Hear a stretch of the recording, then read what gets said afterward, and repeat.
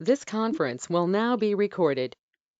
Okay, guys, welcome to our MS support group. Today is the 8th of August. We've already been in August for a week. I am Kim. I am one of the moderators tonight. I am in Des Moines, Iowa, relapsing, remitting, and currently on Ocrevus, diagnosed in 2012. I'm going to go backwards here on my list and start with Carmen. Go ahead, introduce yourself, please. Hi everyone, I'm Carmen from Canada and I have primary progressive MS. I was diagnosed in 2014. I'm on Ocrevus. I just had my most recent infusion last Friday, and I've been feeling like crap ever since. And that's a first time for me. It's a very strange thing. So I would like a little time today because I'm really Okay, struggling. great. Thank you, Thank you. Carmen. Karen, welcome and introduce yourself, please. Me? Yeah, you. Well, I'm not backwards. I mean, there were other people that came on after me. I'm number one on my thing. I'm Karen in Oakland, California, the San Uh-huh. Francisco Bay Area. Diagnosed in San Francisco in 2019 with primary progressive. I Did you need remember time driving tonight? home. I remember driving home thinking, I have permanent progressive multiple sclerosis. That's what I said until I read my note, but I think it's probably more accurate, permanent. And yeah, at some point. Okay. Thank you, Karen. Sherry, welcome. Introduce yourself, please. Hi, I'm Sherry from Michigan. I was diagnosed in 2008. I'm not on any medication. Did you need any time tonight, Sherry? I don't think so. Okay. Thank you. Louie, welcome. Introduce yourself, please. Hi, Louis. Uh, relapsing remitting from San Antonio. I'm on Ocrevus, and I might have kind of some little fun stuff to share. So nothing pressing, but yeah, maybe that. Okay. Thank you, Louie. Marie, welcome and introduce yourself, please. Hi, I'm Mary from New Jersey. They have me diagnosed in 2021 for relapsing progressive, they think. And I'm interested in what Carmen has to say because I'm next Ocrevus is on the 17th of this month. So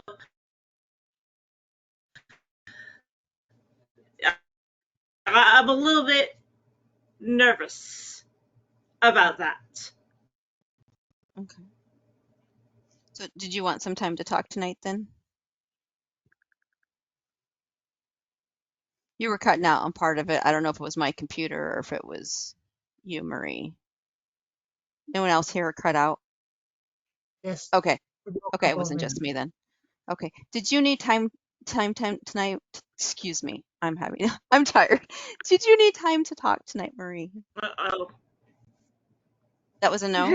No. Okay. All right. Thank you. No, I don't need time to talk. Okay. Thank you, Marie. Marlo, welcome and introduce yourself, please.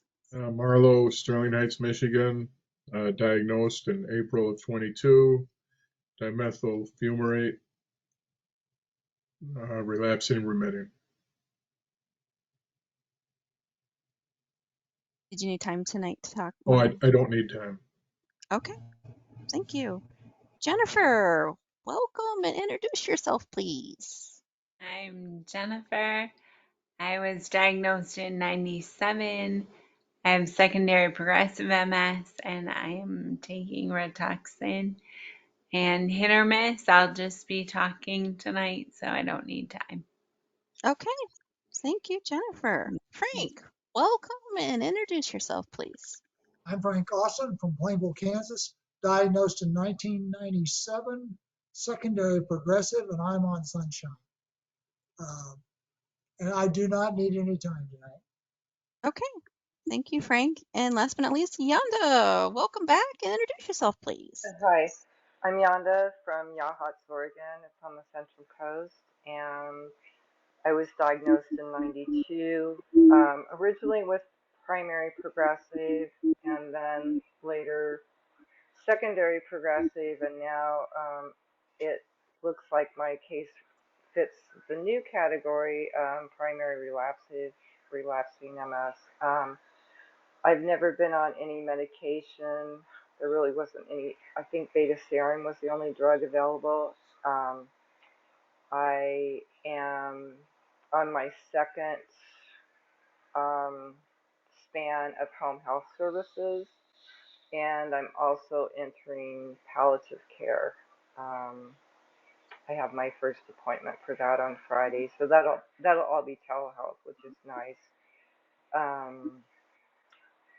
I am really struggling physically, a little bit emotionally. I have really bad pain. Besides MS, I have Ehlers-Danlos, and I also have chronic regional pain syndrome, which is causing the bulk of the pain. So, hoping by having palliative care come in that I will have access to better pain medicine, and maybe I'll start making a little bit of gain again. So, and I'm kind of undecided about whether I want time. Is that okay? Yeah, I'll just put you in question mark and we'll do it potentially at the end. And then we actually also Okay. have a question that was forwarded to me from the internet that we can talk about too. So I'll let you guys just out there. So we have a question about sleep that we can talk to. But I want to Hey, hear the hey, cheery good Kim. news. Yes. Hi, I I'm lost you, John. John. John, I'm how did John. I forgot you on the I'm that tells you how tired you guys know how tired I am if I Yeah. miss John on my list. Okay, we know I live this how in I tired live I in western central Michigan. I'm on Zaposia, and I need like 3 minutes, and Marlo's gonna be my timer. All right. Okay. I'm putting this on you, man. So yeah. It's a lot of pressure. A lot of pressure. No Let's jump. F-bomb this week. But I want to start out with Louis first because he had something like good and cheery and uplifting, I thought he said. Yes. Okay, Okay. let's start with that. Okay. Yeah, well, so, okay. Well, I was diagnosed in 2021, and since then, of course, I've been seeing things a lot differently. Um, and so today, I just got back from my second trip to Disney World. I took my niece uh, again. Um, she actually has cerebral palsy, and I just wanted to say I know there's a lot of hate. Anyways, Disney's in the news, but anyways, as the theme park, um, it was very fun, and I wanted to say that they're very accommodating and amazing for those with disabilities, and I just was really impressed last year that that was my first vacation with MS, and it is just really amazing. Um, just really kind of blown away with how accessible they make the park um, for us, for all of us. Something they have like a system set up for us where you can like basically wait in a virtual line. You sign up on your phone and you can wait in a gift shop. You can wait anywhere. And so that's what I did last time. That's what I did this time. So because there was no way that I would be able to spend an entire day there. It was 95 degrees there with the humidity. Um, so I tried, but each day I never made it up until past 4 p.m. The only time I made it to see fireworks was when I went after like 2. So um, I just thought it was so cool to see how they interacted with my niece. Um, the way they would like I the way they would like just treat her um, was really neat. But it was just amazing the way that they did that, and I was really impressed with the fireworks. This was my last year. I was so dead set on seeing them that I found a spot and camped for like 1 hour. It was really miserable. And this year I asked, hey, is there a designated area for people with disabilities to watch? And they said yes. Come back here to this spot in 1 hour, 1 hour before the show, and there's an area for y'all. Well, they didn't say y'all, but anyways, and they just said come back here in 1 hour, and I said okay. And so we get there, and it's a nice, just a big, open, spread out spot for you and your family, and everyone else is jam packed like sardines, and it was just so amazing to that they had that for us. And you could kind of come and go if you needed to go to the restroom or get drinks or something. But it was really amazing. I probably could have tolerated that, but my niece wouldn't have. So I was just really impressed. I for sure could not have ridden the rides. Um, like mathematically, the number of hours to wait in lines, there's not enough hours in a day to be able to ride all those rides in a day without burning out and crashing like we do. So being able to condense our days with the virtual lines, and being able to like save our spoons by like waiting in the AC and all of that, just it was amazing. So that's just kind of my good news, is just how accommodating Disney is. And so if anyone needs help navigating their uh, system, I'm happy to help because it's amazing there. Yeah, for sure. Now I know I asked Louis the someone last. about that. I asked someone about that that doesn't have a problem with spoons, like my urology nurse. I knew she'd gone to Disneyland, so I said, and it was really hot here, but not like Florida because it's, at least it's dry. It's a dry Yeah, heat. So, yeah. so then I said, so how did you like, wasn't it hot? It was particularly hot that week. And she said, well, we got up early and we went very early. And then we went Mm. back to the hotel in the afternoon and we took a nap and rested and went back in the evening. Just thought I'd Hmm. share. Wouldn't occur to me to do that, especially getting up early. Sounds Yeah, like so much fun, Louis. Good for you. thank you. Yeah, and I tried that. I mean, I'm sure maybe a lot of us can relate. It's like once you go down for a nap, it's extremely hard to pull your, at least for me, it's really hard to pull out of that. So I found for me it's easier just to just start my day really late and then just like finish it at, like, instead of waking up early, taking a break and then trying to fight crowds to go back. I found it better to just like charge in the morning and then like do a half day or something. I don't know. Maybe you're losing. I mean, it was more enjoyable at least. Like maybe it's not as efficient, but I had fun. So um, yeah, Louis, did I'm the still pretty accommodation exhausted. change at all from the first time versus the second time you went? Did anything change in their accommodations they offered?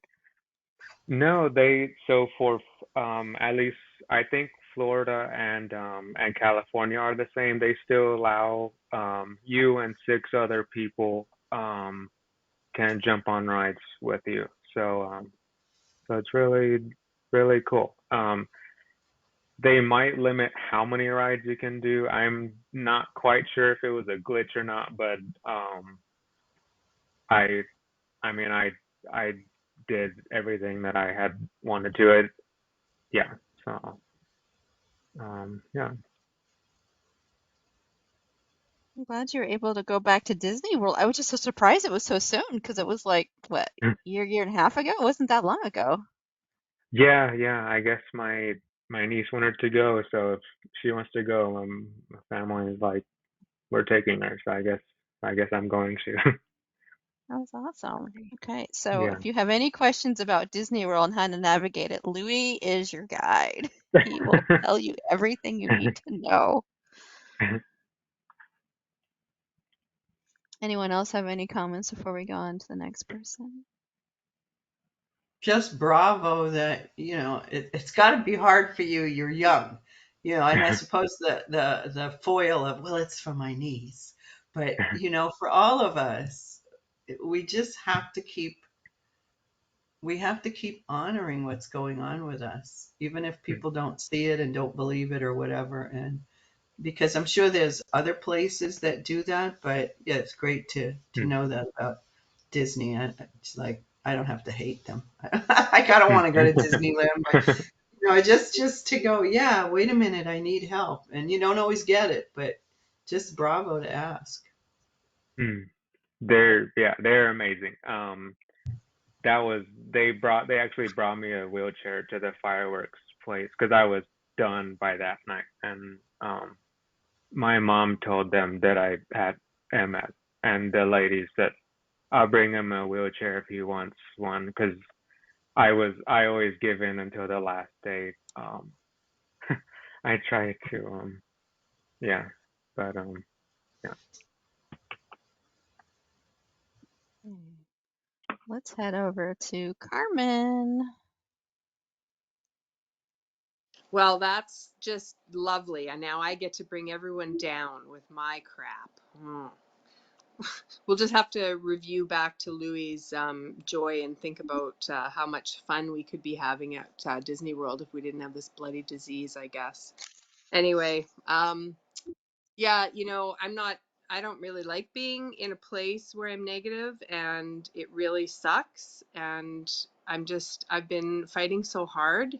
And this week has just felt almost insurmountable for me. I have never had any kind of an ocrelizumab hangover or any kind of like leftover yucky feeling from a treatment, but it's all I can think that it was because I had like the first day with the steroids. I mean, I was up till 2 a.m. I slept for 2 hours, was awake, and that set it off just on a road of shit for last week, for lack of better words. So I've just been like so weak and struggling to get to the bathroom on time, to walk, to do anything. Like it's just crap. My ears are terrible. Like I've got tinnitus and like they just always want to be plugged. And then I've got something strange going on with one ear. I thought it was just like maybe I've had this a couple times where, you'd think you'd clue in that maybe it's trigeminal neuralgia because it's so tender I can hardly even touch the outside of my ear. But I just kept thinking, oh, I must have like a little zit or something in my ear, like when you get so sore because something is infected or sore from a zit, but it's not. So I've got that going on again, and I'm just like, is there anything else that you could bring on? So I haven't really been driving for the last couple weeks because my right leg has just been so weak. And luckily, my husband is around. Luckily or unlucky, I mean, he's not doing that well from his health stuff either. So we're both just in this crappy place where we're completely overwhelmed with our house and what we have to do because we need to like downsize and get rid of so much stuff, but I can't even hardly cope with like day-to-day activities, much less sorting through crap. And I don't know, it's just everything. So when you just look at everything and I just feel completely overwhelmed and I'm just trying to get by day. But conversely, I like my sister's having a baby on Friday. I'm a perinatal nurse. That is totally my jam. So I know I'm going to be more exhausted because I'll be helping and doing whatever I can to be involved. But also it'll like fill my heart just to have a little baby in my arms again. And our family's very close. And, like I've done some very good things. I went camping. I managed to get down to my patio and deal with my flowers and even though I pay for it, because yesterday, well, I mean, sometimes I'm stupid. I'm out in the heat, which is dumb, and I pay for it. But once I get to my flowers, I'm just like, oh, oh, it's just so nice here, and I need to do this, and I need to do that, and I don't care if I'm sweating. So I don't know. Yeah, so everything is just kind of a mess for me. And I don't know, has anyone ever had a hangover? Like I did see that it is possible because I saw some, like I finally looked on TikTok. I just searched Ocrevus hangover and people are posting about it. So I was shocked. I'd never heard of it. So I guess I'm just looking for if anyone has any info about that and why am I progressing? Like I'm not supposed to be progressing. This like my lesions were under control. I don't understand what's going on. So there, that's my story. Anybody have any comments or suggestions or I don't know. Have you had problems previously when you had the steroid with the Ocrevus of having problems sleeping, or is that a new thing for Oh you? yeah, no. I always had like a real boost and it was good because Mhm. I was traveling to Vancouver with the study. So like I'd have to get around and that would be my shopping day. I mean, I'd go downtown on the SkyTrain and do a bunch of shopping and go back to the go out for dinner, go back to the hotel, pack up for the next day's travel. I mean, I used to do all kinds of stuff. And that was only like 3 years ago. But I've always had that kind of boost from the prednisone for sure. And usually that boost is something that, like, not that I can't sleep for ongoing times, but that boost of energy, I really feel that. But this time I haven't felt any kind of improvement.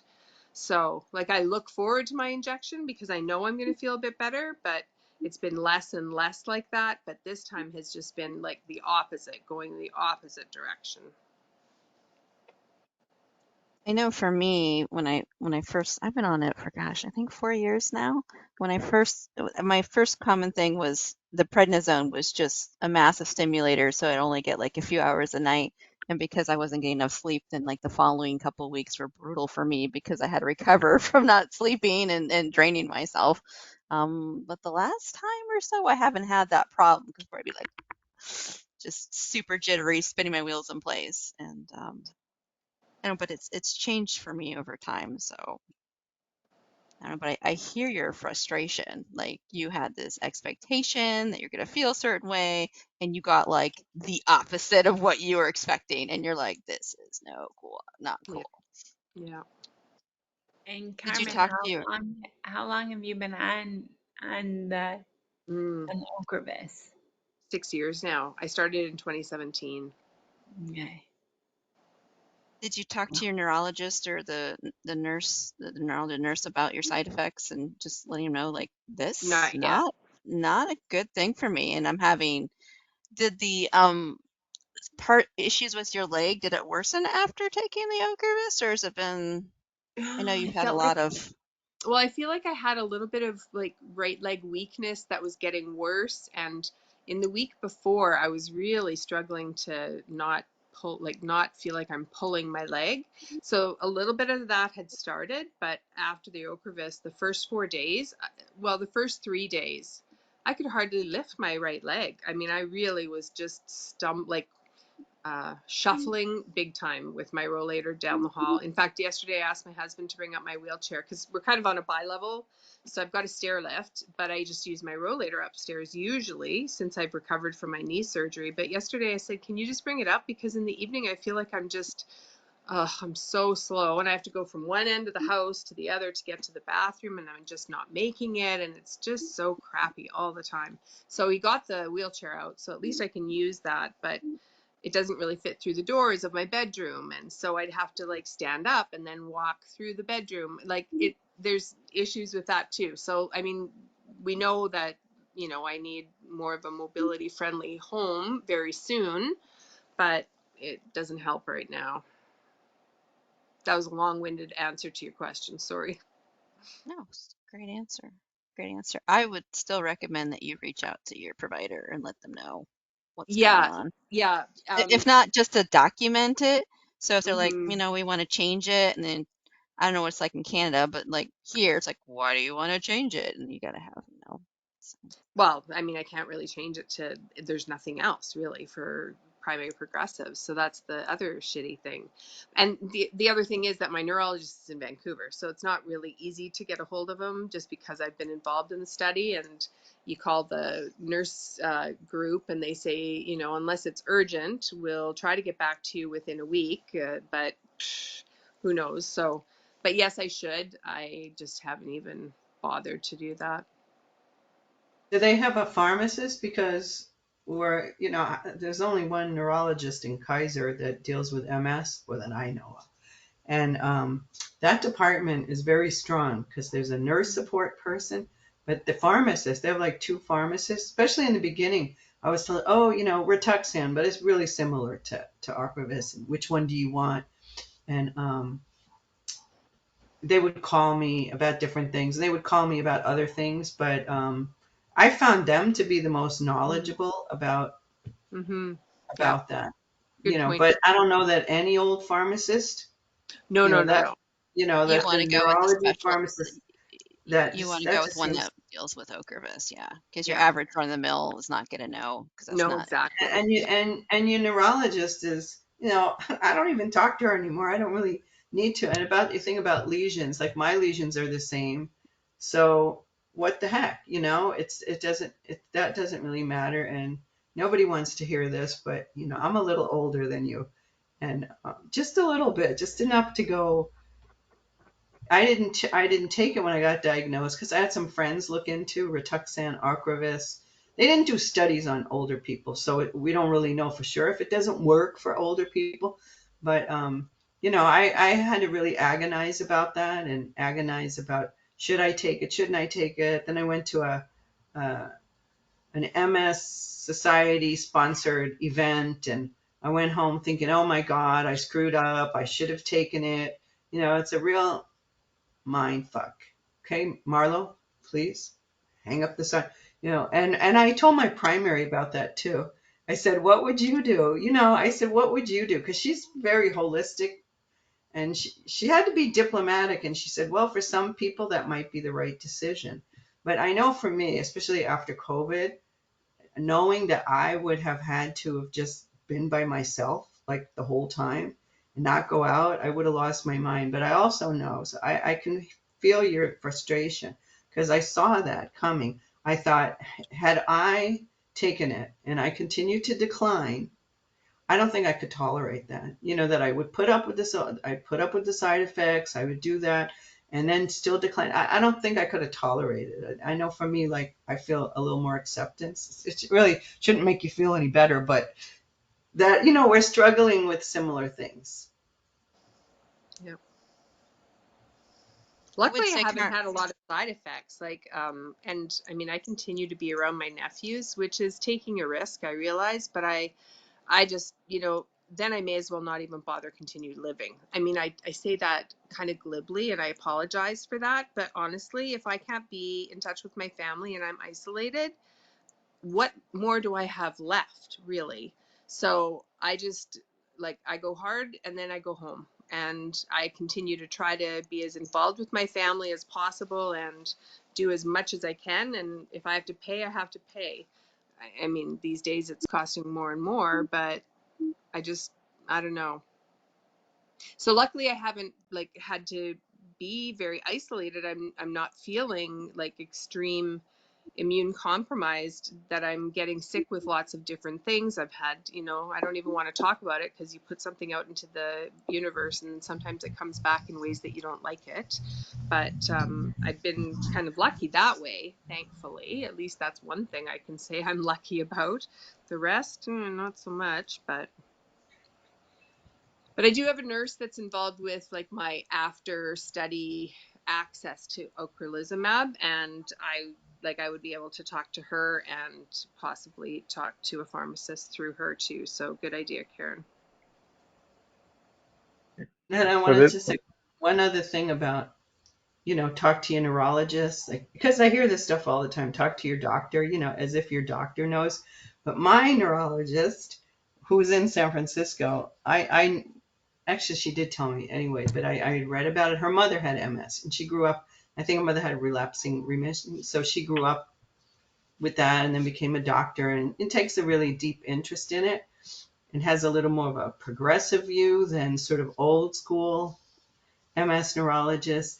And I remember talking to her after, and we started out good, then we had a real bad spell. So, and then then we did quite she knew that I was really upset with things she had said to me. And, nobody wants to be, I want to cry. It's like nobody wants to be a bad provider. And just things happen, and you're stressed out or whatever.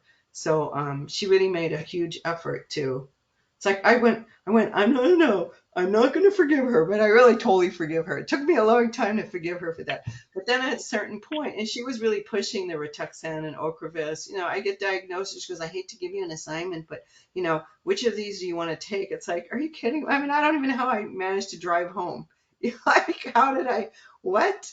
I want. Nobody even asked me if I want to do it. It will slow down your disease. It's like, well, nobody even asked me if I want to slow down the disease. Why prolong my misery? I just felt there was so much missing from that conversation about it. But then she said to me, so it was after it would have been in 2021. I don't know. It could have been 2020, but it was after being at home. And she said, well, you're not thinking of taking it now, are you? You don't, immunocompromised. It must have been 2020. Now she said, in fact, I'm worried because my mother has a new neurologist and I'm worried that her neurologist is going to suggest her to take it. It must have been 2020. We don't know what this COVID is. So, I mean, I just want to say there's somebody who's not just a doctor. It's her mother. This is her life's work. And she still was, well, do you really want to do this now? That they don't, talk to your doctor. It's like, Yeah. I Carmen, was if you gonna want to, say to, go ahead, Louis. oh, really fast. Like if it's any, like obviously this is no medical advice, but I had my infusion the 25th of July, and that was really relatable to the very like hangover, sick Oh. feeling. So at least maybe we can relate a little bit because usually I did feel like at least I would generally feel that boost, and ready to go. And Mm-hmm. my most recent one, I felt kind of more sick, or like I was gonna get sick, or more fatigued. Mm-hmm. Mm-hmm. So there's that. What if it's a But bad back? I know that's literally what I was thinking when you were just Changed explaining it. places they're manufacturing it from. I mean, it could be a Yeah, variety of things, honestly. Did Yeah. it cheapen it up a little bit so they switched yeah. something out for inactive ingredients? Don't know. Huh. And I did not sleep. Thanks, Louise. I would say, Carmen, if you want an Iowan to come help you downsize and declutter your house, I am your girl. I love Oh doing yeah. that. Yeah. Oh. So if you wanna house me and have to deal with me, that's the downside. Well, I I have a will spare come. room and I will. bathroom downstairs. Yes, I will come and help you. You may not like me because I'll make you make decisions, which is hard because Yeah. procrastination is a decision, and I'm like, that's not gonna fly right now. I know what Mm-hmm. you need, and but if you really want to do that at some point here, I would be willing to come to Canada. Hello, yes. Thanks, Kim. I've only been to the Yukon, so I haven't been to BC yet. So, Yeah. Hmm. And there's other solutions too. oh no, we're You not just doing arson. We're we're just not starting a fire. I felt like the last time that I moved that I needed to just burn all my stuff that I Mm-hmm. didn't need in our new house. Yep. To just let go, like be forced to let go, right? I've been working on a lot of my stuff, getting rid and downsizing, and finally getting around to tangible photos. That when you back the day before we had digital, and I've been going through stuff, and I have to tell you, the amount of it just is very releasing and very freeing, and it really does help because with my cognition issues, I can get overwhelmed with stuff really, really fast, and then it Mm-hmm. just shuts me down.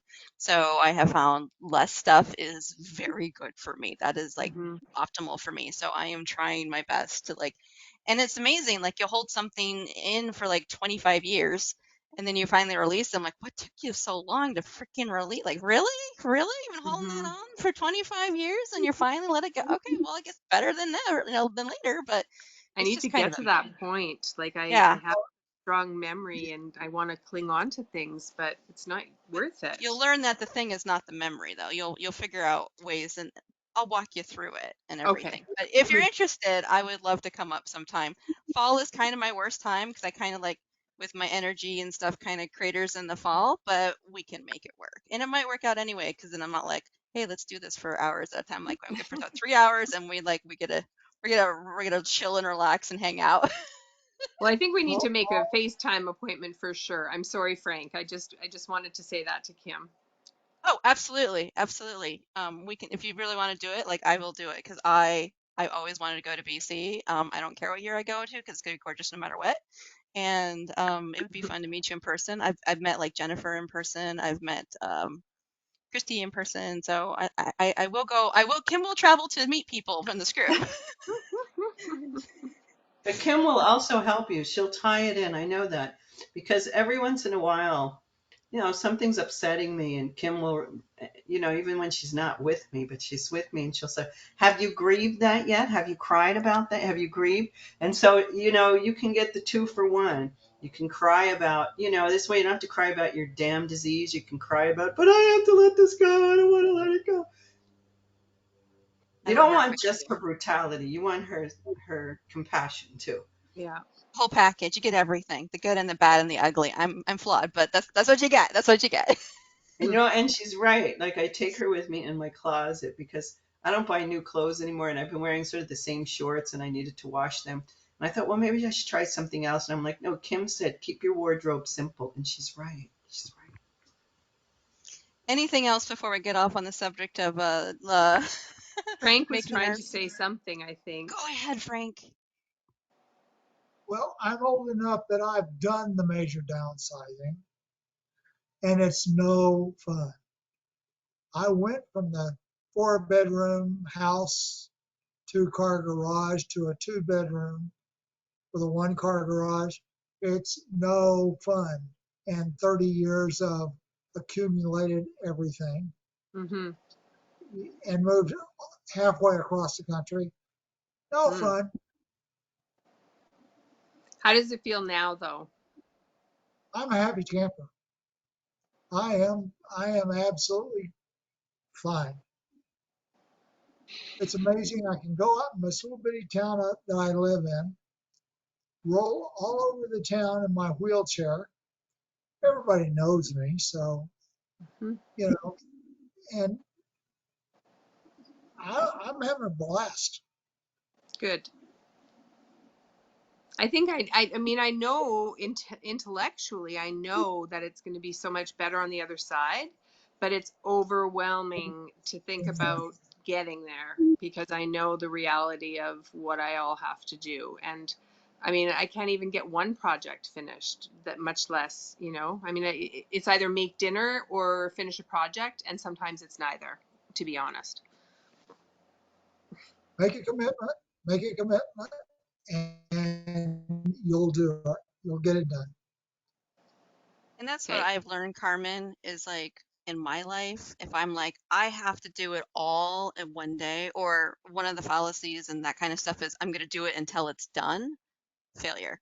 If I'm just Yeah. like, hey, 5, 10 minutes, set a timer, you can get a lot done in 5 and 10 minutes, and you can make a lot of little progress. So when I'm like tackling my photos, I'm not like, okay, I'm going to make decisions now. I'm like, I'm just going to sort them in categories first, because they're kind of Hmm. all, thrown together. And the next one, like, okay, I'm going to go through and like get through the duplicates, get rid of them.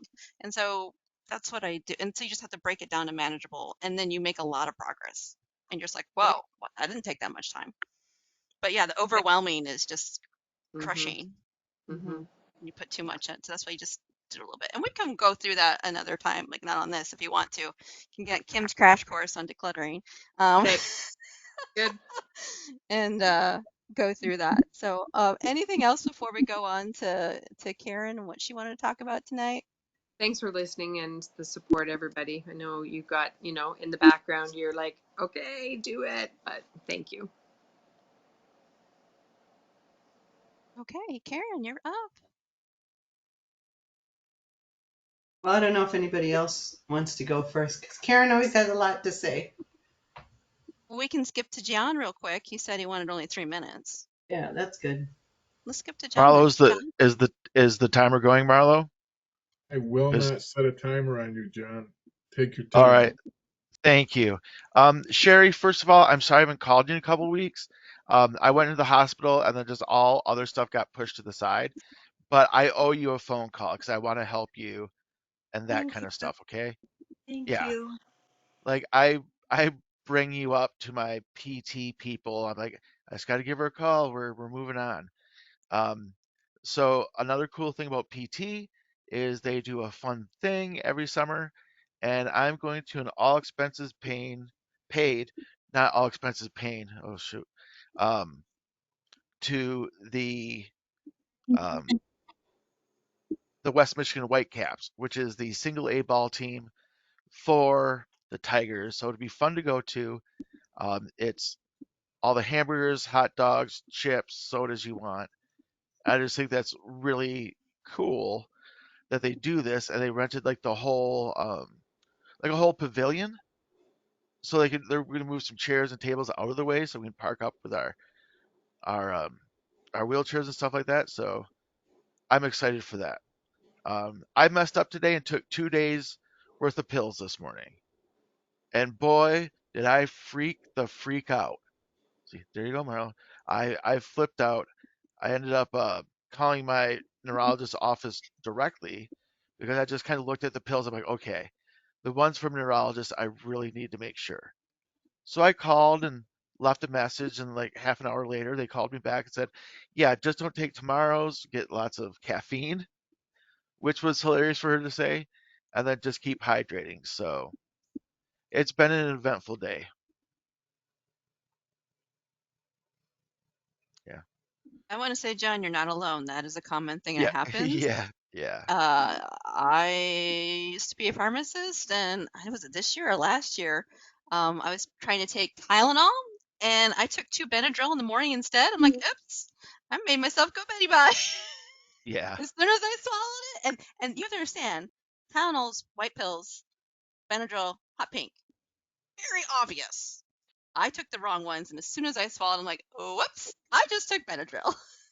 Like, Oopsie. oopsie. So it does happen. How'd you We're feel, committed. John? Like, have you been doing okay? Feeling okay? Really okay. Good. Like, so basically it said, watch out for your heart rate to get so low that you feel like you're going to pass out. Um, your bathroom tomorrow morning may not be the best place to be, but you're going to be in there. Just watch out for a lot of things, which would just be symptomatic of a drug overdose. But they What said did you take? Zeposia, and basically the internet led me astray like all different ways because you Google that right away. So I just called my neurologist and she set me up and she straightened me out and all's well. All's well. I commend you, John, for you reaching out to your neurologist and say, "Hey, I made a mistake. What do I do?" Because some people be like, "Oh, I'm so embarrassed. I can't tell them." And that was a really smart thing to do. I'm so glad you did that. Thank you. And of course, my neurologist and I are like great friends, and Mhm. Mhm. you heard me talk about her. She's lovely. So that's all I've got.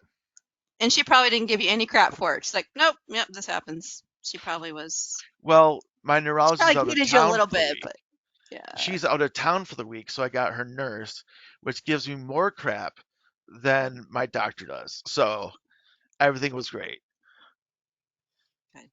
Good. Glad to hear that. Anyone else? Okay. Karen. Okay, I have a couple of public service announcements. One was I didn't come Right? to the 27th and I made notes. So this part in a way is good because I don't know who this message is to, but I guess it was somebody struggling with I don't want to use. I just wrote using a cane, adding a rollator. I call it my four-wheel drive. I don't know. If you're falling or you feel you're at risk for falling, you should really consider a walker. And at this point, I have a stable of walkers and I wouldn't consider going out with it. I'm so over being embarrassed. But so I don't know who's supposed to get that message, but somebody may listen one day. And then, yeah, I mean, but I still feel like the invisible woman. I have my walker, and all I ever get is, "Oh my God, you look great. You seem fine." Everybody, I went to a memorial of somebody older than me, and there was like the walker brigade, and I mean, everybody's like, "Oh, we all have something. You're fine. You're great." I'm like, "I'm sorry. I'm funny. I'm sorry. I look so good," because it's very, very frustrating to have that denial.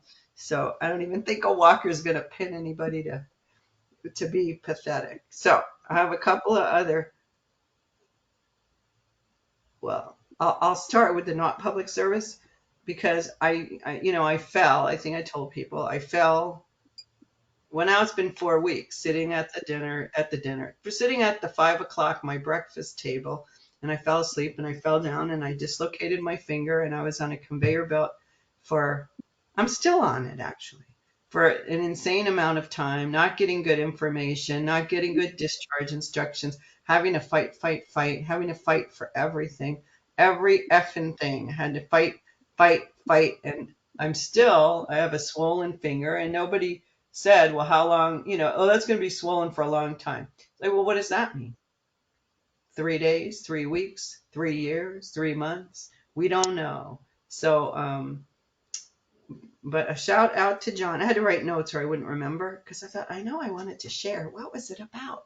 Um, you taught me a lot. I mean, I'm sorry with all the crap that you go through, but you taught me a lot. Like first of all, just having my finger dislocated before they relocated it, I couldn't even walk. I mean, I felt so out of sorts. Then I had to splint.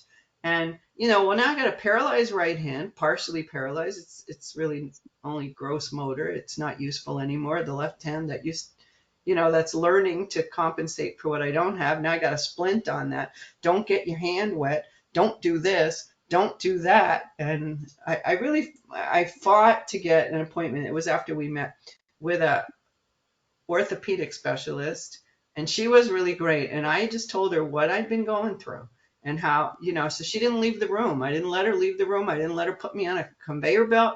She said, okay, I said, I asked for 2 splints because I told the first guy, look, I know you probably don't do that, but I have MS. Doesn't mean anything to you. But I drop things. I forget things. It's hard for me to walk. So then I got to walk around the house. I don't know where it is. Can't find it. It would just really help me to have 2 splints. And then he dumps me off the cast room. In the cast room, he tells her to make 2, and then she refused to do it. Well, at that point, I didn't feel like fighting. But it was a problem. And then the second one only had skinny ones, which I thought would be better, but they weren't. So there's so many moving parts to what doesn't work. But everyone I've listened to, you have that little thing, oh, I took my meds wrong. I took this, I did that. We can't recover, we can't recover. And I'm also really standing up to my own primary that don't tell me to suck it up. Don't tell me that I shouldn't be outraged that I could not make an appointment with you for 2.5 weeks, that we don't have a schedule. I don't care, don't tell me that. I can advocate for myself. So that's what I want you to know. And Don't let the bastards get you down. well, they do get me down because today, again, I called after we had our fight with the MAs. And that's a huge problem with medical because medical assistants, they don't know anything. I know, I taught them.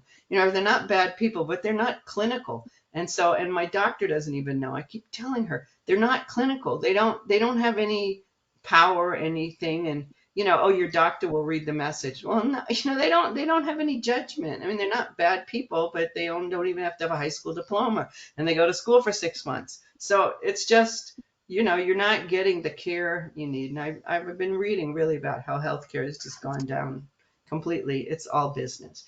That's depressing. And then I have Jennifer will be proud of me because Yeah, you always Karen, you should advocate. You should this, you should that. But it's like, there's still always idiots in the handicap spot at the park. And, but I had a foster daughter, so I know you got to lay down the groundwork. So I write to the pool, the aquatics department, and I say 2021. Then May 2022, I listed, look, the lift hasn't worked since January. The shower seat in the shower is toddler height. That's absurd. Even if I could get on the seat, I wouldn't be able to get up. So then with the injury, and I'm at the pool, and there's two walkers and someone in a wheelchair and all the flip flops, and I want to get in the water even though I'm not supposed to swim, but I can't stand it anymore. I got to move my body or I'm really going to lose ground. It was just too much for me.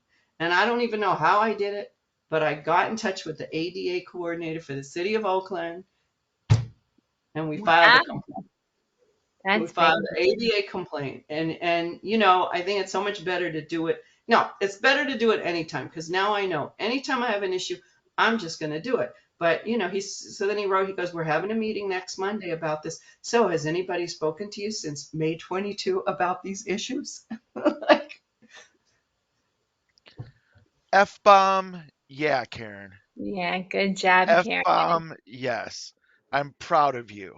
Man. and I don't know if It's it's so going to get tough. results, but it just felt, it felt heard, by this guy. Well, first he said, here, I'm going to send you a form.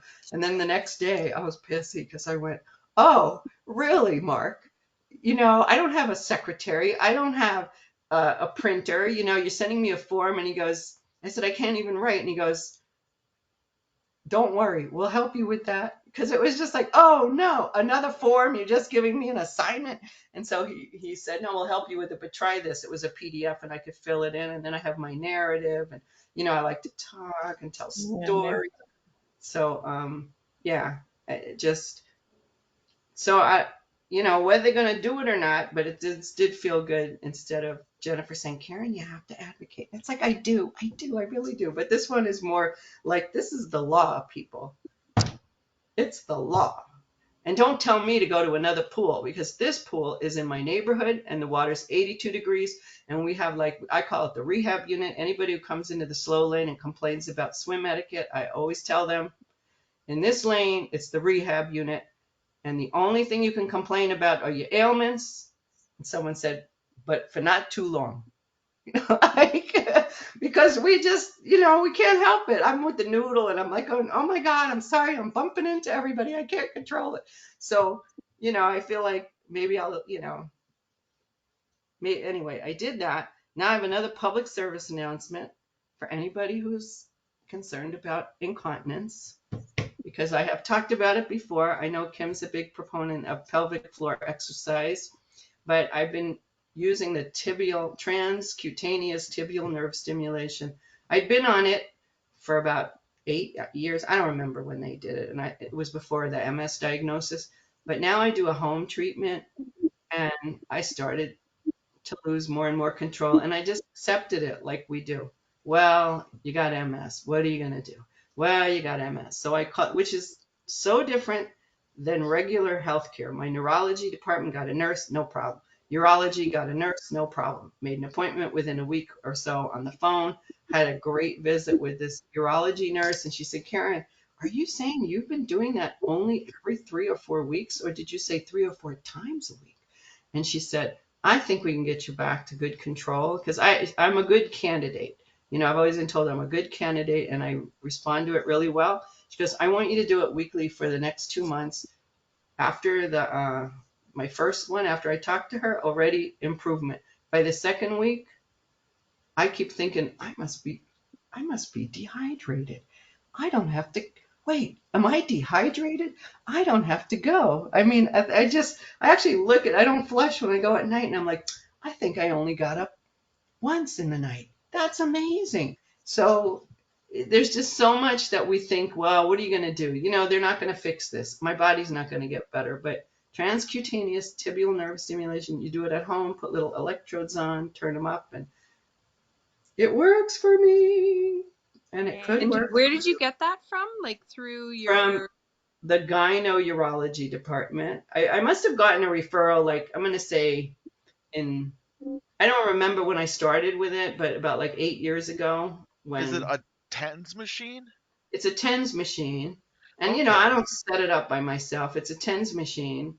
And, but I used to go in the office, and I had to go every week for 12 weeks, and they put an acupuncture needle in, and I'd follow up every 2 weeks, every 3 weeks, or whatever. And then I just I couldn't stand the needle in my leg anymore. I couldn't stand it. I couldn't stand it.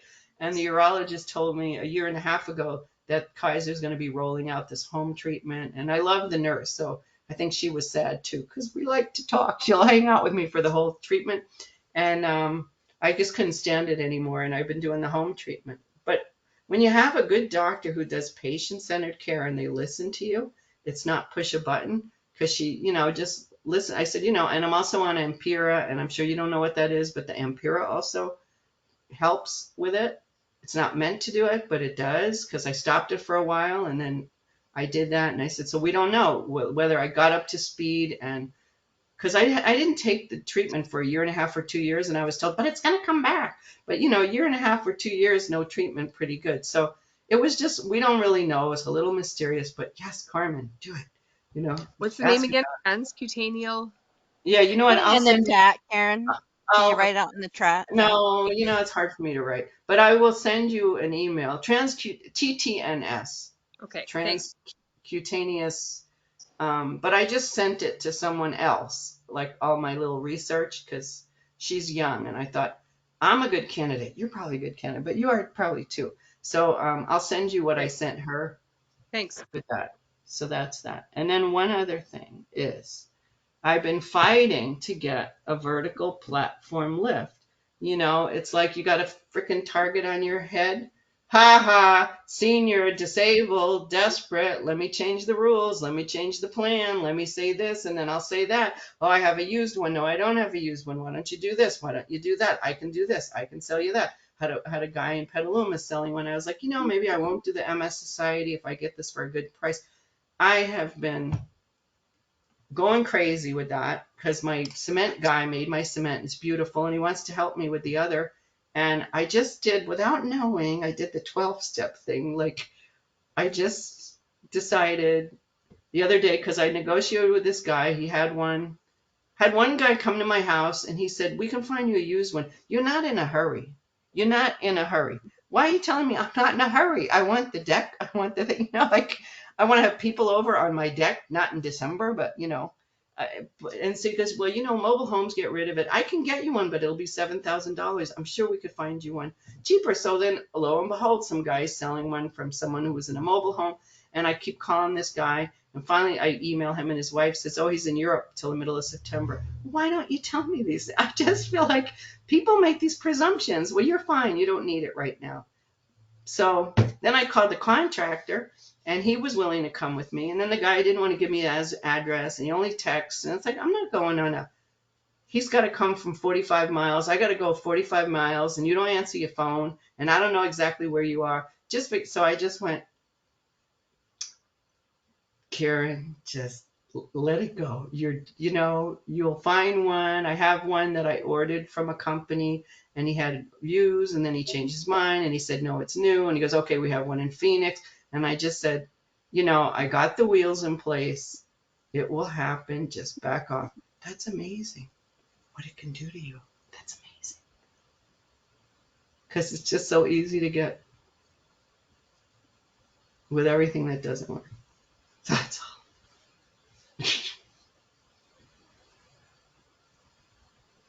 So you lost me at the end. Did you locate one and you're getting a vertical lift Well, you know or what? is it The still deal in the isn't done until the deal is done. I mean, I'm holding out with also even MS Society because I said, can you call me? I want to make sure you will fund a used one. Can you do that? Yes. And then she's not even going to be there the day she's there. It's like, I can't do everything on freaking text and email. I couldn't even remember. I knew I wanted to talk. And it's like, I couldn't even tell you what was going on. Let me write some notes down that I can't handle that much chaos. And because I look so good, everyone should be as gorgeous as me. I look so good. And I seem so fine. We expect you to behave like everyone else. And they just don't see it.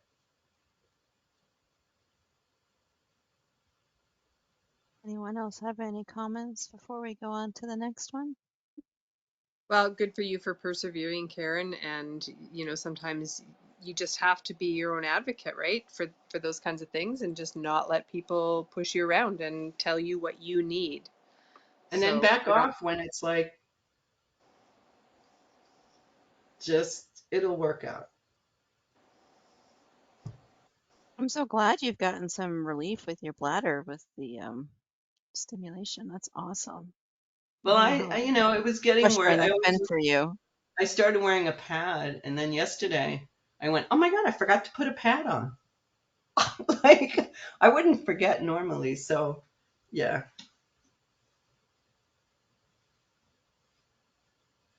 Okay. Anyone else?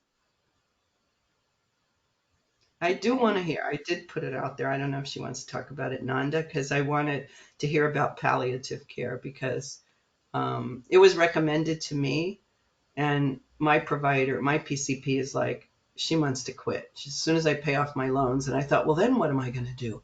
And I realized the neurologist at this point is a little useless for me because, you know, we don't, I don't even know if I should ever take an MRI again. Like, why? It's not going to change anything.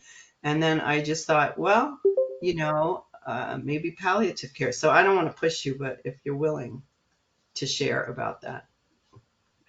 Um, shall I go ahead now? Yeah, go ahead. I was going to ask you Okay, if you had okay. your, because you were in the air about what they're going to share tonight. So go ahead, Yonda. Yeah, well, actually, listening to Karen really helped me feel like I wanted to share just in general, and you also helped me have to go to the bathroom because I'm going all this talk. I gotta run. Okay, so I accomplished that. Thank you. Um, yeah.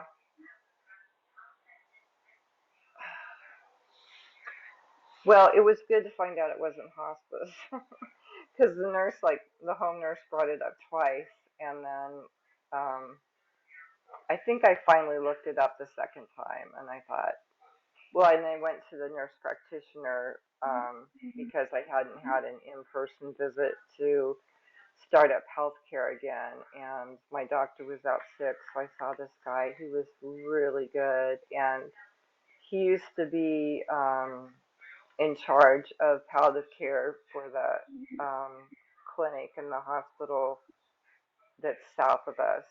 We're kind of in a rural area, so there's not a lot going on, but it's Peace Health, and um, he really recommended it, and I felt really good about the appointment. And he said that it would help me get on the pain meds I need because we've tried. I've done the whole. I have not done a pain clinic before. I went to one in Sacramento and just had a bad first appointment, and then my GP said she'd take over. That was in 1996, so a whole opiate crisis then happened. But and back then I was on fentanyl, Stadol, which they've scheduled now, and then morphine, and I exceeded. I got to such a high level of morphine, and then they did bring in hospice because I was really sick, and I recovered. Had a I think I said that last time, a medical miracle that I went into almost a complete remission from being on my deathbed. Pretty wild ride, but at the end I ended up on methadone because that was the only thing that helped with my pain, and the nurse practitioner mentioned that to me. I guess a week and a half ago, and I said, yeah, that's the only thing that's worked in the past. And he said, well, if you get on palliative care, then they're gonna be willing to give you what you need. And that I really wanted to avoid that because I actually did a lot of alternative medicine for I don't know, almost 30 years. I got into that after my recovery, and um, kind of the climate of where I live in Oregon, and it's people are much more into herbs, and they were into marijuana a lot before it became legal. And then, of course, Oregon's a very liberal state. I did that for years and years and years. It doesn't even touch it anymore, so I haven't done any of that in a couple weeks. And did all the tricyclics. I just did some Balta. I'm up on the highest dose of that. I'm taking Robaxin because that's the only muscle relaxer I hadn't tried, and it's helping. It just hasn't really helping the pain. So um, it's just I'm usually like really optimistic and think I can get back into a state of recovery. But I'm starting to kind of acknowledge that, yeah, I've probably kept myself alive through my lifestyle and well, who knows? I used to think that was true, but I eat very clean. I exercise. Um, you know, I have good relationships. I don't know, a lot of things that can drain you and take you down. But I'm starting to look at the situations like, this is a progressive disease, and you know, trying to come to terms with, is this? I mean, I'm always open for improvement, and I won't sabotage that. But I'm starting to face the reality of, yeah, maybe things are changing, and how do I make it work for myself? Um, and I was doing a lot of Zoom exercise classes up until about a week ago, and I don't know why my energy's so tanked, but I've had to scale back to, I mean, I was doing 3 a day, sometimes more. I could have burned myself out, of course, yeah, but I was keeping pace with it, and I was walking at Easter with my service dog in a guide harness on the left side, and I had a forearm crutch on the right, and I did that for, I don't know, a couple weeks, not every day, but that just went by the wayside. I haven't even been able to take my power chair out of the house. Um, uh, I'm not back to just laying on the couch all day long, but I'm getting close. But I've been doing art classes. Um, those have helped. I think right now the only thing that's working is distraction, from the pain and just from everything else. And I just kind of feel like for the first time, I'm kind of, except hospice, and that was kind of a blur. Um, and I've been almost that sick 2 other times, but you get into a blurry state. I'm not into a blurry state yet, but I'm just like, yeah, I won't. Hopefully, I won't do that. But yeah, I just feel like I'm at a place I haven't been, and it's just weird. And I didn't. I was, I think a lot of the groups, and I can't even keep track of what I'm doing because I recognize Karen from an art class, I'm sure, or an exercise class, and I just think you're adorable. You make me laugh, and it's just fun to be around you. But I wasn't It going to was hear any art. It art. was art. It was Hannah's class on Monday because I Okay, hadn't thank been you. because of my finger. Okay. And I was here last month, right? Because Kim, you were acting like I had been here before, right? Or is this my first time? No, I've met you before.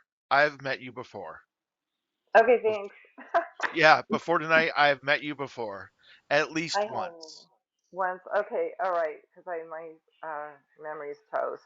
I guess this is short term at this point, and that's what's like kind of zilch. So thank you, because I'm like, um, yeah.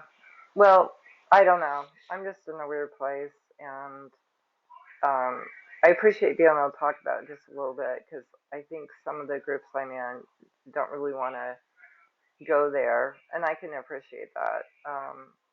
And I certainly don't want to discourage anyone else. I mean, everyone's situation is completely different, it seems, so you can't ever compare yourself. And my situation's been really weird and unique, so um, I'm still glad I didn't do the drugs because I'm very intolerant of medication in general, and I have I think I'm at the 15 drug allergies, which isn't, I guess, as bad as my nurse practitioner says. Or no, somebody that came to home health said, maybe the nurse, oh, that's nothing. Oh, it was the nurse practitioner. But the neurologist that I saw for the first time, I hadn't even seen a neurologist for like 25 years, and then I started going, and we just have a 15-minute appointment once a year, and I'm not even sure I'm going to go back to him this year. I have something scheduled in September, but he told me when he first met me, he said, there's really nothing you could take. I think it might literally kill you to go on any of these drugs. And then the last time I saw him, he said, so have you thought about doing any disease modifying therapies? And I was like, what? Did you read my chart? you know, I don't know. And then I found out he was doing a study, a clinical trial, and then I wondered if that was the deal. It's like I'm 64 going on 65, and I have a lot of drug allergies. They're all on my chart, and you must not remember me. So,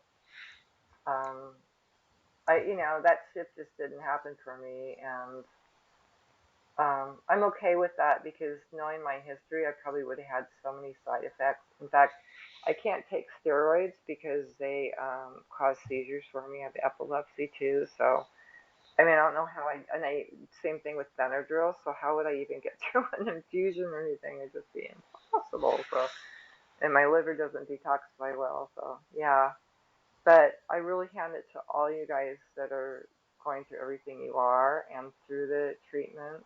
Um, I know they help, but they can also be pretty grueling. Um, and Kim, you can come help organize my house anytime you want. I live in a really beautiful place. I love it here. I think it's And my excuse Karen, to you're so travel. funny. Yeah.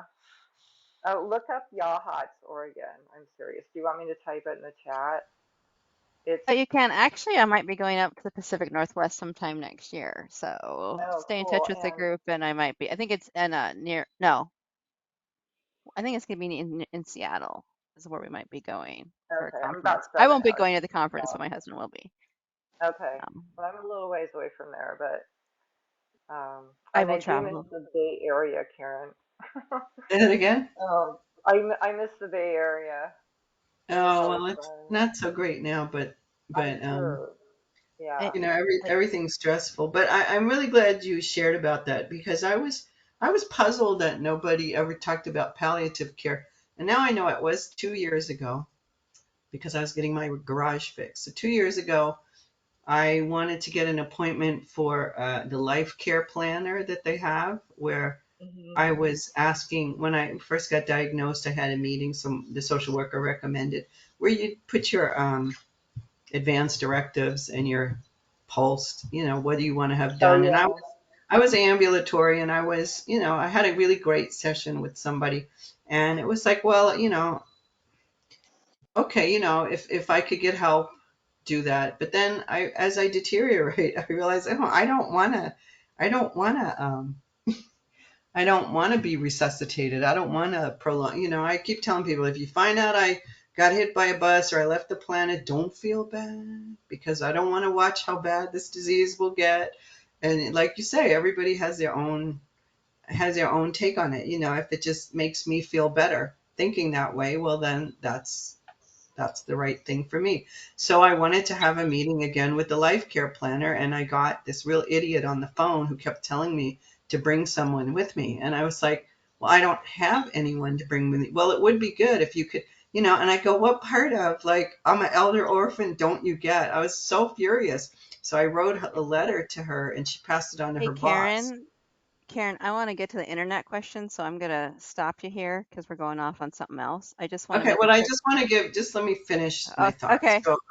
So I got the head of the health, the people who do that. And she said, Karen, what you have is pretty good. Have you thought about doing palliative care?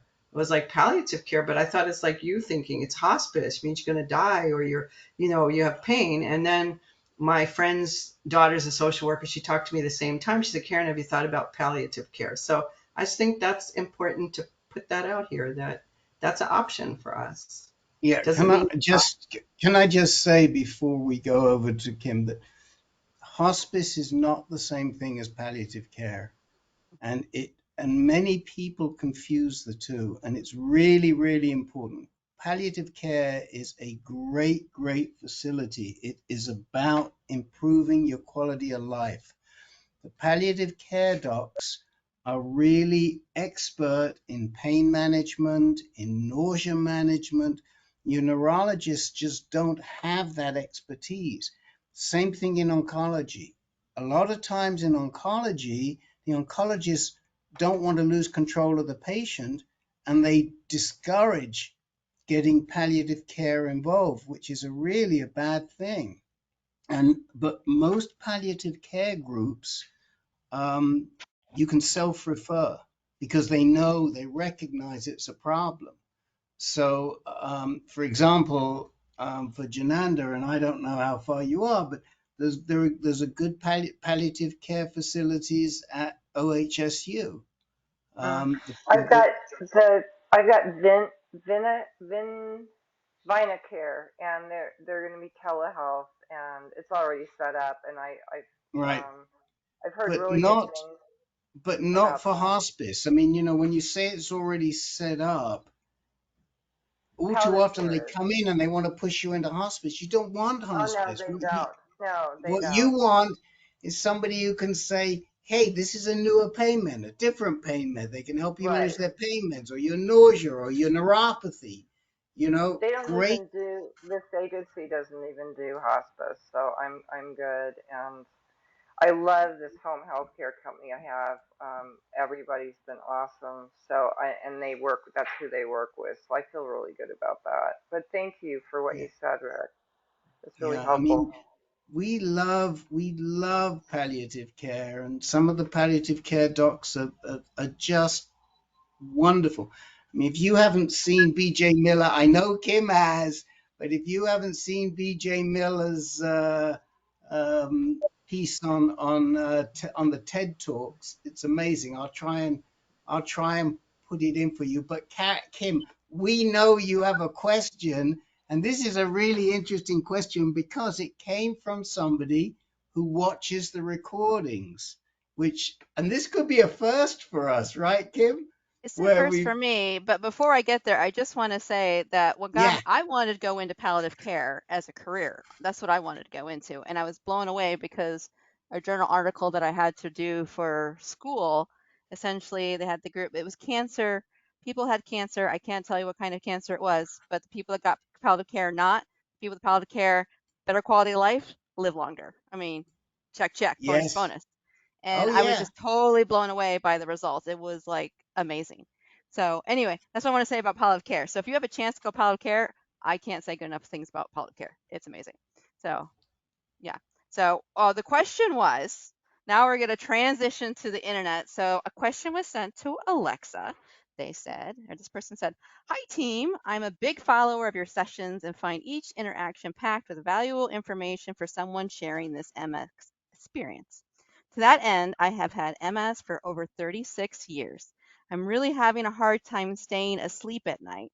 I wake up in the middle of the night and find it very difficult to fall back asleep. Since getting rest is critical for our brain's health, my question is, do any of you have this problem? If you do, what do you do, or what do you take or do? I was doing over-the-counter sleep aids, which do help, but I'm told too much can lead to signs of Alzheimer's. I've been tested for sleep apnea and don't have it. Thank you in advance for taking my written question." Anyone like to start out first? that's funny. Who has sleeping problems? Let's first get a hand raise. Who has problems with sleeping? Marlo's doing okay. Okay, all right. I just that's a huge issue for me. So what do you guys have found anything that's helpful for you, not helpful for you? Well, let me put it this way. The person said they had had MS for 36 years. Yes. I can kind of relate to that. Okay. And I wake up in the middle of the night and can't get back to sleep. And I just chalk it up to 72 years worth of living on this earth. And I don't need as much sleep as I used to need. You don't let it stress you out. I do not let it. Why should it stress me out? Okay. Anybody else? One of the things that I do is I kind of on my phone I always have a movie playing, and Melissa can't hear it, so it doesn't interfere with her sleep. But when I wake up, I can just be like, "Oh yeah, this is the part in Star Wars where they go to here," and then kind of follow along with it, and it lulls me back to sleep. So, Jennifer, you had a thing? I would be curious, just doing simple math, if the person, I didn't know if you identified the person's gender, um, but if the person was, let's say, 22 when he or she was diagnosed, I would be curious after living with the disease for 36 years. Would that be some sort of hormonal issue? And if so, speak with a doctor. Um, is that something that could wake you up? I don't know. That's just instantly where my mind went. Is perhaps a woman who's getting later in life, or just the mere fact that, like Frank said, we just don't need as much sleep as we did when we get older. I've had problems with insomnia since probably around 20, but and was on sleeping pills for years and years. It's getting a little better at times now. I have to go to bed, well, because I'm just trashed. I usually go to bed about 7:30 and try to be asleep at 8. So that, and I have a sleep app on my bed, so I get to see how well I slept the next morning. Um, I go to bed that early not only because I'm tired, but I need a head start because I'll often have awake times during the night. And even though I am an older person, I still do need a lot of sleep. I feel best when I have 9 hours. Um, and I sometimes during the week have to take Unisom and over the counter, and I take a quarter of a tablet because that's enough.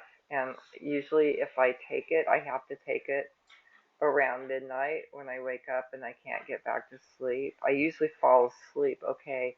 But for me, the primary problem I've decided is inflammation in my brain. I have so much inflammation that I have I've had 24/7 eye pain in my right ear for about 20 years, literally every day. My right ear is, I can't pop it. It's been plugged for about 35 years. Um, and I recently found out that both of my ears are filled with fluid. They're not infected, but they just don't drain. And I just feel a lot of pressure in my head. So anytime I lay down, then I've got the boom, boom, boom, boom, and um, that's my biggest problem is the inflammation, and so it just comes along with the territory. But I had been doing better since um, I got on the muscle relaxer. I'm also taking propanol because I have arrhythmia all the time now.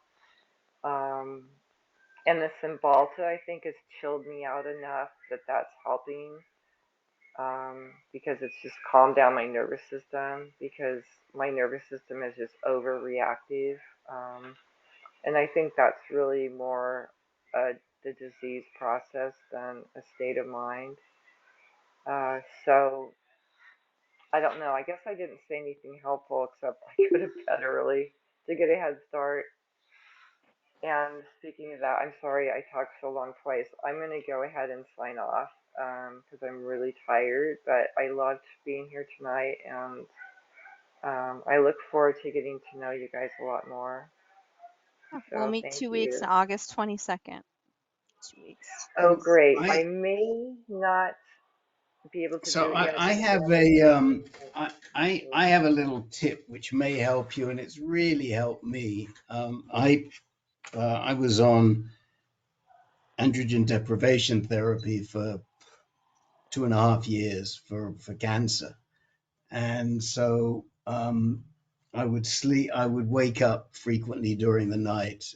It's essentially the same as women experience with hot flashes, and they would wake you up. And somebody suggested to get back to sleep to just concentrate on your breathing and just try focus just on your breathing. Think on your breathing, and it works.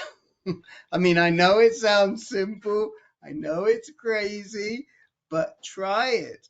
You wake up and your mind's racing and you just had a dream and this and that and the other.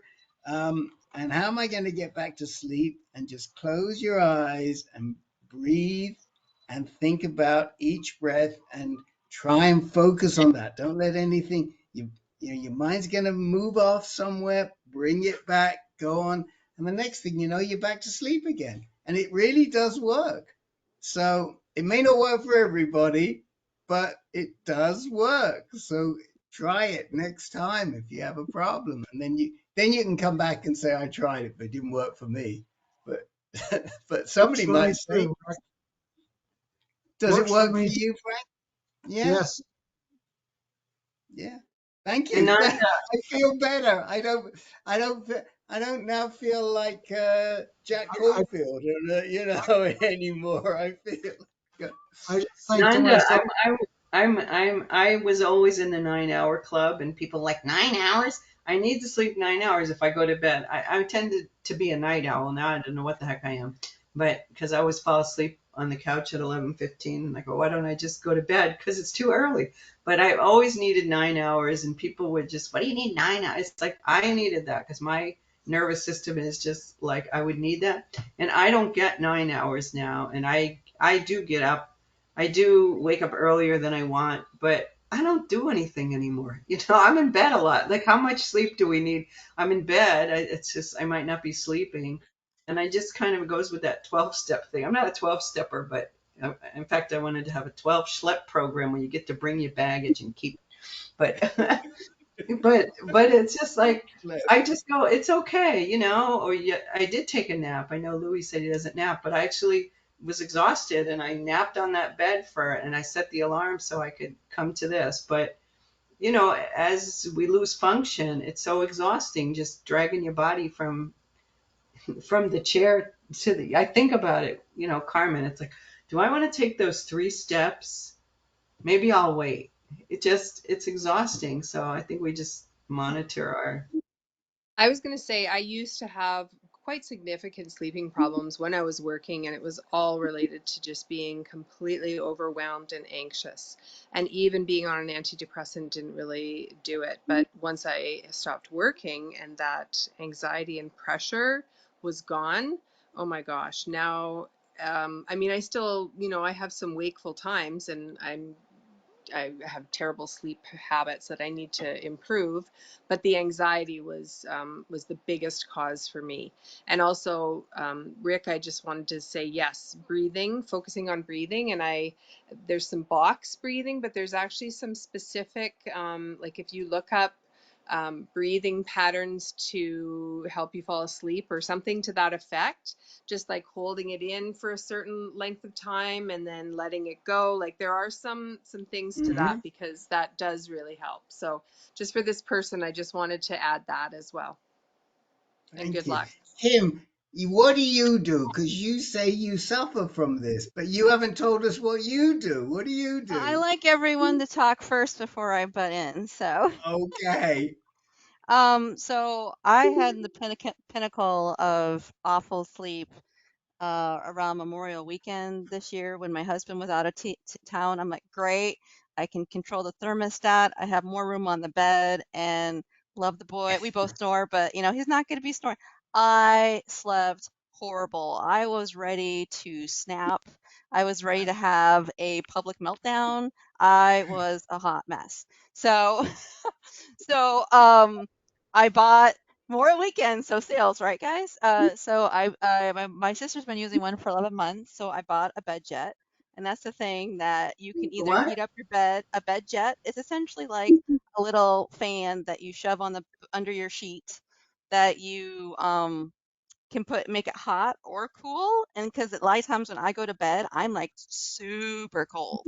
So I gotta crank up the heat, and then later on I'm cold. So then I put on cooling. I have a ceiling fan. I bought bamboo pajamas. I wasn't a big person with pajamas before, but I'm like, I gotta get it in my brain that when my pajamas are on, it's sleepy time. And when I wake up in the morning, if I'm not gonna be in bed, it's time to get out of my pajamas. It's no longer sleepy time. I can't tell you how much that helps me out, honestly. Because if I don't get out of my pajamas, I'm just like zombie all day. So I gotta take out my pajamas. So I use that as like a clue in. What else? Mine is also very hormone related because I'm going through the fun part of perimenopause. So perimenopause and MS have lots of overlapping symptoms, like with sleep and cognition. And so I was like done with it.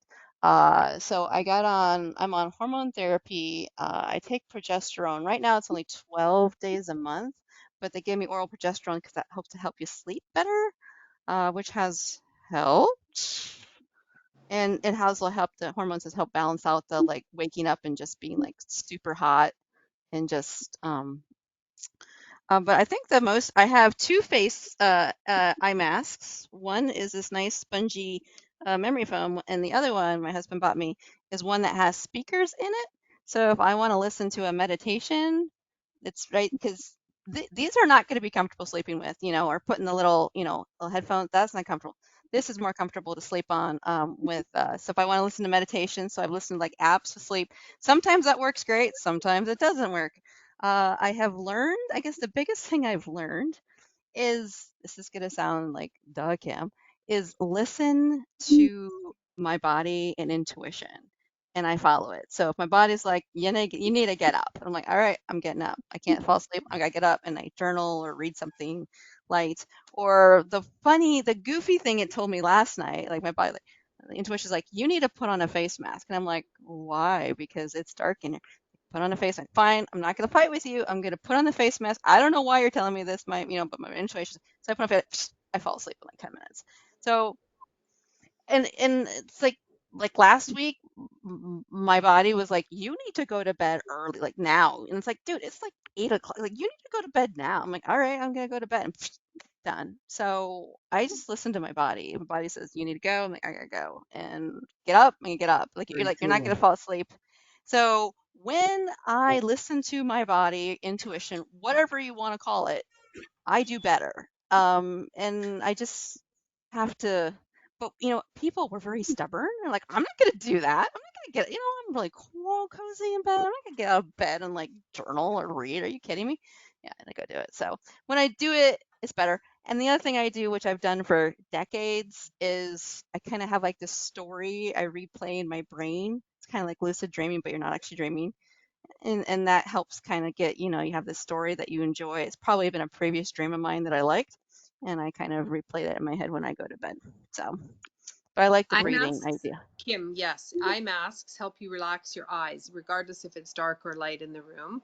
And then the other Yeah. thing I forgot is white noise. White noise has been my godsend. Like, I have white noise. I've fried my battery on my iPhone because I just keep using that hmm instead of just getting a little machine, but totally white noise. Not white And noise, brown or pink or something else like fan. I don't use white actual noise, but And it's that's what the it's bed perfect. jet does too, because it's Ah, essentially a glorified fan underneath your bed. So you yeah. do get the white noise with that, which can help too. But yeah, it's just, and it is a struggle. And some days, sometimes in Europe, I slept amazing in Scotland and Paris. But here, some days I have amazing days. Other days, like last night, it was kind of a struggle. And I think the thing that also helps me too is I don't stress out about it. I don't, if you're like, oh God, I can't fall asleep because like tomorrow I go out of town. It's like, oh, I got to sleep all the night. If I don't sleep tonight, and stress myself out about it, I just got to be like, it is what it is. And you just go with it. And letting go of that fear and stress for me also helps. But But yeah, it definitely worsened with the perimenopause. It definitely went like, what is it's like every morning, like it was between anywhere from 1 to 3:30 a.m. It's like boom, wide awake. I'm just like, what is this May I ask a question unrelated before we close out? Is that the dental question? It's not the dental question. Well, it's sort of related to that, but it isn't the dental question. And we're getting ready. We're going to publish all those dental things. I'm just waiting on Dr. Bob to finish up. I What gotta dental? We are respond to his email. Okay, What are you let me and talking stop. about? we are going to have a webinar. So we're working on it now. But I have another question, and it is about and I know we've talked about it before with Mike Pettipool. It's about trigeminal neuralgia.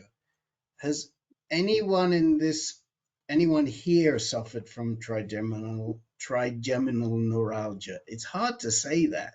Say it 3 times Oh, fast. It's tough. Sherry has. Sherry Sherry. and Jen and Jen. Sherry and Jen. So my question is this. I'll tell you afterwards what I'm asking. But my question is this. Are you still suffering? And if what have you done for it? What have you taken for it? I'd be grateful for any information.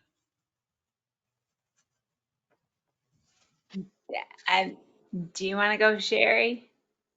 Mine just comes when it comes and leaves when it leaves. I kill it with heat the best I can. That's about it. I thought I had an infected tooth.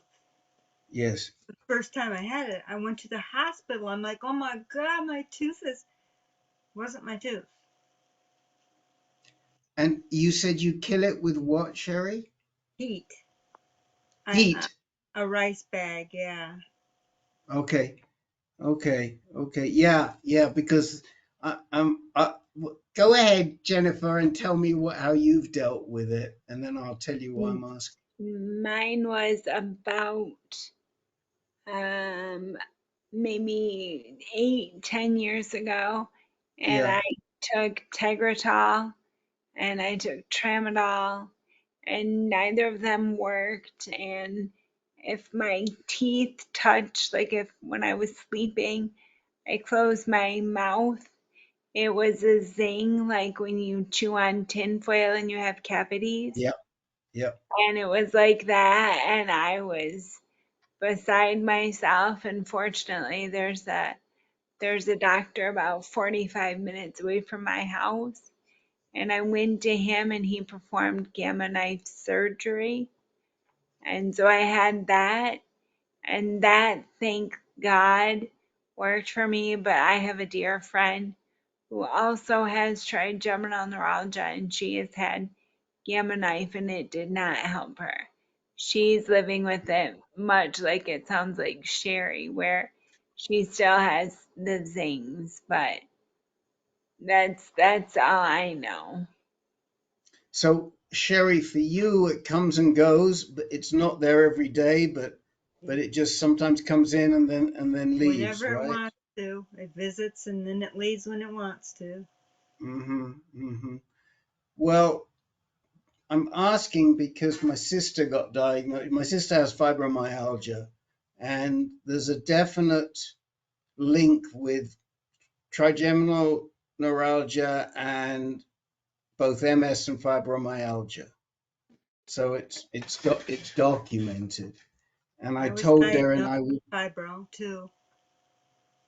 yeah, and I told Darren I would ask in the group to see who had dealt with it. And if you remember, Mike Pettipool had a really bad Yeah. episode when he was in Spain and he came back, and he went to Mayo, and his doctor at Mayo gave him, I'll tell you what he gave him.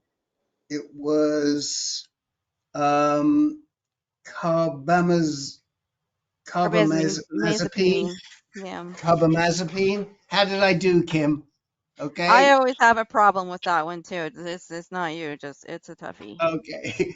And the carbamazepine, he took it for several days, and it cleared him up and it's never come back.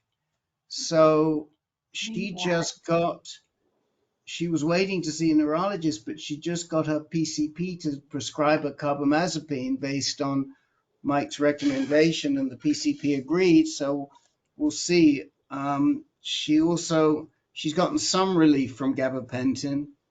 She said it's gone down from about 7 or 8 times a day to about 2 or 3 times a day, which is clearly good.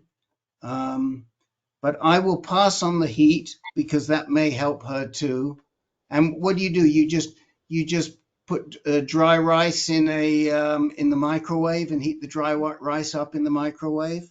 Yeah, I Yeah, sewed the little bags so I could fit it to my yeah, face. yeah. So I'll tell her about that, and I'll also tell her that the Gamma knife, because Yeah. I've heard that there's surgery, but some of that surgery is huge surgery.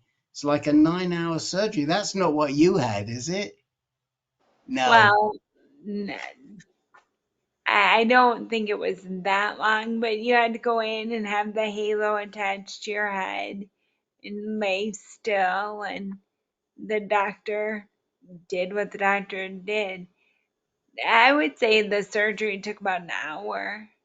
I could, Right. yeah. Right. Well, thank you very much, MS Group, for sharing that. And if anybody has any other ideas, feel free to tell me, and then I'll pass them along to her. And Best of luck to her. thank Mhm. you. Do you know Art? I'm sure. You know Edvard Munch's The Scream. Yes. I had I had someone I read something online that it was joking that Monk was experiencing trigeminal neuralgia when he painted that painting. Yeah. I And so mean, I he's always that gives me a little like they get that. yeah. No, I do know how painful. I mean, I don't know how painful it is, but I get how painful it is, and I'm very empathetic, and so. Anyway, all right. Well, thank you very much for indulging me. Frank, you'll send me the list and I'll get everything posted for you. And it's lovely to see you all. And I will see you all again soon. Miss Kim, you are glowing in orange. It's me. I guess I wasn't realized I was representing the color tonight, but I guess I am. Yes, you are representing the troops tonight. And it's glowing. It's glowing. Good night. Good night. Good night. Good night, everybody.